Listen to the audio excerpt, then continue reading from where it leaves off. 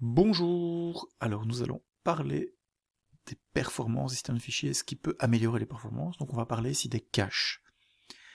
L'idée dans les caches, c'est que dans beaucoup de cas, quand on lit un fichier, en fait, on va souvent relire les mêmes blocs d'informations. Et donc si on ne fait rien, chaque fois qu'on va lire un bloc, on va le chercher depuis le disque, même si on l'avait déjà lu précédemment. Alors maintenant, si on réfléchit un peu, on peut noter que le temps d'accès du disque est quand même beaucoup plus grand que le temps d'accès de la RAM, y compris pour les disques SSD. Et que pour réduire le temps d'accès au disque, en fait, une façon de faire, c'est de, quand on lit quelque chose, quand on lit un bloc, en fait, on va l'enregistrer en mémoire, dans une zone mémoire réservée pour ça, qui s'appelle la mémoire cache disque ou bloc cache. Et donc, la prochaine fois qu'on ira lire un bloc, la première chose qu'on va se demander, c'est ce bloc a-t-il été déjà lu précédemment? Est-ce qu'il est stocké dans le cache disque? Ok. Et s'il est dans le cache, eh ben, on n'a pas besoin d'aller sur le disque et on le sert directement sans passer par le disque. Voilà. Alors, bon, maintenant, pour gérer ça, c'est un peu compliqué. Alors la première chose qu'il faut remarquer, c'est que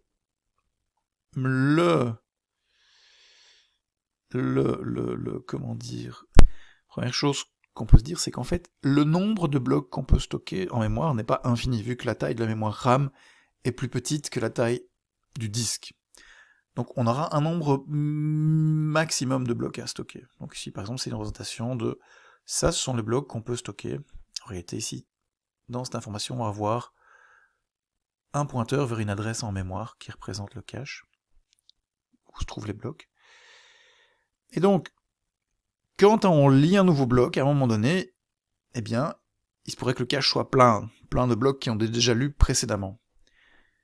Et donc, ce qu'on va faire, c'est que quand un nouveau bloc rentre, il est assez raisonnable de penser que le bloc qui a été utilisé il y a le plus longtemps, donc le plus anciennement utilisé, est celui qu'on a le moins de probabilité de réutiliser. Donc ce qu'on va faire, c'est qu'on va jeter le bloc le plus ancien. Pour ce faire, on va utiliser une structure que vous avez dû voir en SD, qui est une file ordonnée par ordre inverse d'utilisation, donc ce qu'on appelle le least recently used. Least, c'est moins récemment utilisé. Et donc, quand on veut insérer un nouveau bloc, en fait, on vire le dernier qui va se trouver, je vais dessiner dessus, qui va se trouver ici. Ça, c'est celui-là, on va le supprimer. Et on va mettre devant, donc dans le... Excusez-moi, je dessine à la souris, c'est pas terrible. Hein. Voilà. On va rajouter un nouveau bloc. Ok, et donc on a ici... On rajoute le nouveau bloc en tête de file.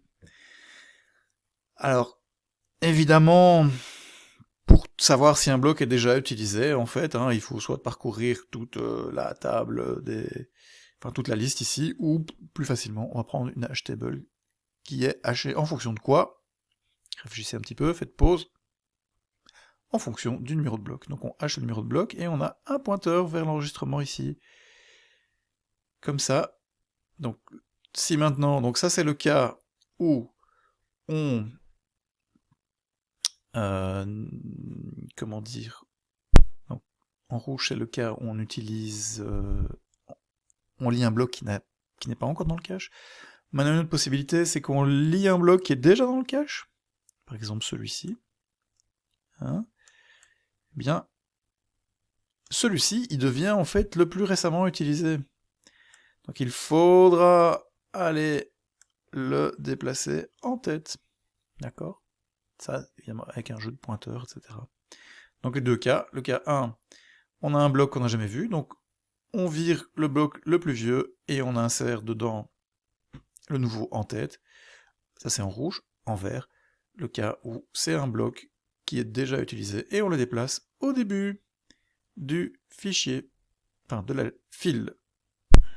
Alors, c'est très sympa, mais ça veut dire que les blocs ne sont pas directement sur le disque. Hein, ça veut dire que, surtout si vous écrivez, en fait, il se pourrait qu'il y ait des choses qui soient écrites dans le cache, mais qui ne soient pas encore en mémoire. Sur le disque, pardon. Ça peut avoir des conséquences assez dramatiques. Donc, bon, si vous avez écrit dans votre fichier, et que, par exemple, vous avez une clé USB, et que vous retirez la clé USB violemment, sans rien faire, eh bien, il se pourrait que l'information ne soit pas à jour, et donc vous perdez les dernières modifications que vous avez faites. C'est pourquoi il faut toujours éjecter la clé avant de la retirer. Ça permet en fait d'aller vider ces caches, de les écrire sur le disque avant de retirer la clé. Bon, maintenant, un autre cas, c'est l'ordinateur crash. Là, vous n'avez pas le contrôle. Et par exemple, il y a des inodes qui ont été modifiés et qui sont encore dans le cache. L'inode, je vous rappelle, ça représente la suite des blocs, des fichiers, voire des répertoires. Par exemple, si l'inode du root a été modifié et que ça plante, eh bien on a un système de fichiers complètement corrompu. Complètement. Et donc ça c'est vraiment dramatique, et donc c'est quelque chose qu'on ne veut absolument pas. Et donc on a ce qu'on appelle des blocs sensibles. Les inodes sont des blocs sensibles, clairement. Et donc ce qu'on fait, c'est qu'on a une technique qui s'appelle le write through cache. Through, c'est à travers. Donc pour les blocs sensibles, en fait, on écrit directement ces blocs dès qu'on écrit dans le cache. Pour les autres blocs en Unix, Linux, on a en fait un démon qui tourne, donc un processus système, qui, quand le système n'est pas trop chargé, on va aller écrire ce qu'il y a dans le cache sur le disque. Voilà. Et ça c'est configurable, hein. On garantit par exemple que un bloc écrit ne restera pas plus de 30 secondes non copié sur le disque, par exemple. Hein. C'est quelque chose qui se configure. Et ça permet d'éviter les problèmes de cohérence du fichier perdu, si un inode a été modifié et que le système crash, mais aussi de perdre des informations, de données. On ne perdra jamais plus de 30 secondes de travail si